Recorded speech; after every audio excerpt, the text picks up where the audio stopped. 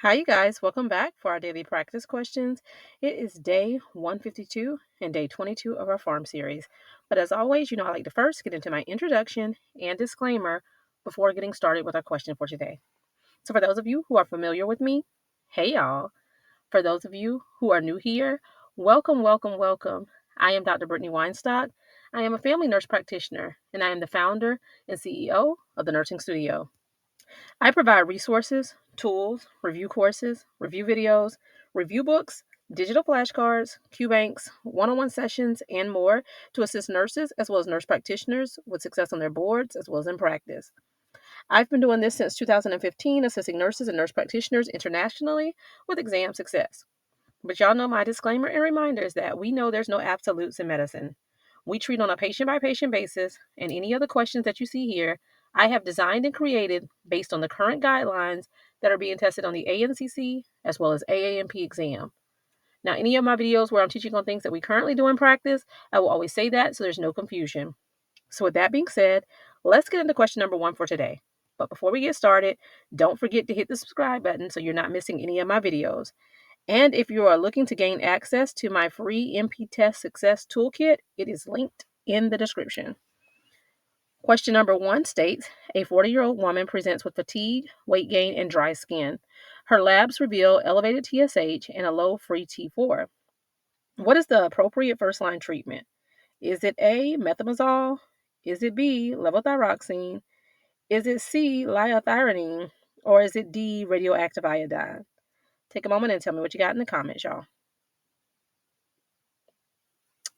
All right, so I always recommend reading the stem of the question first, as it allows you to slow down to ensure you're answering what is even being asked of you. So here, the stem of the question states, what is the most appropriate first-line treatment? So when you think of first-line treatment, you need to first identify if they have provided you with a diagnosis. Y'all know I always tell you, run it back and see if they gave you a diagnosis, and if they have not, you got to run it back a step further and look at those assessment findings. So here, we got to look at the assessment findings. So we have a 40-year-old woman. She has come in with a chief complaint of fatigue, weight gain, and dry skin. Her labs shows an elevated TSH and a low free T4. Y'all, this is classic for hypothyroidism, and the labs confirm it, right?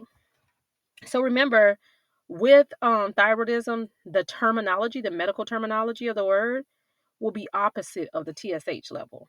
So where it's elevated TSH, hypo means low, right? So it's opposite, hypothyroidism. So what is the first line therapy for hypothyroidism?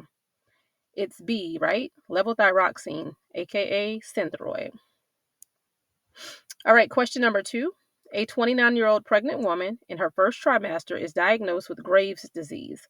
What is the preferred treatment option? Is it A, methimazole? Is it B, radioactive iodine? Is it C, PTU? Or is it D, a beta blocker only? Take a moment and tell me what you got in the comments, y'all. All right, so stem of the question here, what is the preferred treatment option? So here, they have provided us with a diagnosis, right? It says Graves' disease. All right, so what is the preferred treatment option for a pregnant woman in her first trimester with Graves' disease? So your best answer is C, PTU. So typically for Graves' disease, think hyperthyroidism with Graves' disease, right? We treat with PTU and methimazole for our pregnant people. But pregnant women in the first trimester, PTU is that first line that's preferred. Then you can transition to methimazole after that first trimester, okay? So your best answer is C. Lastly, question number 3.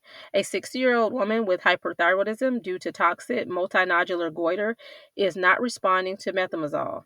She does not plan future pregnancies. What is the most appropriate next step? Is it A, to continue methimazole indefinitely? B, refer for thyroidectomy? C, initiate levothyroxine? Or D, radioactive iodine ablation? Take a moment and tell me what you got, y'all. All right, so stemming the question here, what is the most appropriate next step? All right, so what are we even talking about? So we have a 60-year-old woman. She has hypothyroidism, but it's secondary to a multinodular goiter, right? She's not responding to the methimazole. and she's not planning to be pregnant anymore. So what would you do in this scenario? You want to go with D, the radioactive iodine. We're not worried about pregnancies or plans for future pregnancy. The oral treatment is not working, and she has a toxic multinodular goiter. We need to go ahead and handle it and let that be taken care of indefinitely, right? So D is your best answer. All right, you guys, I hope you found this helpful, and I hope you're enjoying our Pharm series. But as always, be sure to like, comment, subscribe, and share with whoever you may think may find this beneficial as well. But y'all know what to do. Y'all make sure y'all meet me back here. And if you need any of the resources that I do offer, feel free to reach out to the Nursing Studio. You can give us a call at 803-400-6864.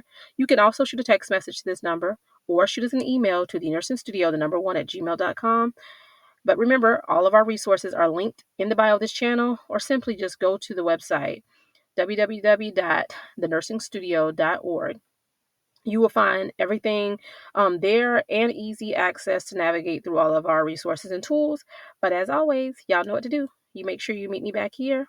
Happy studying. Bye, y'all.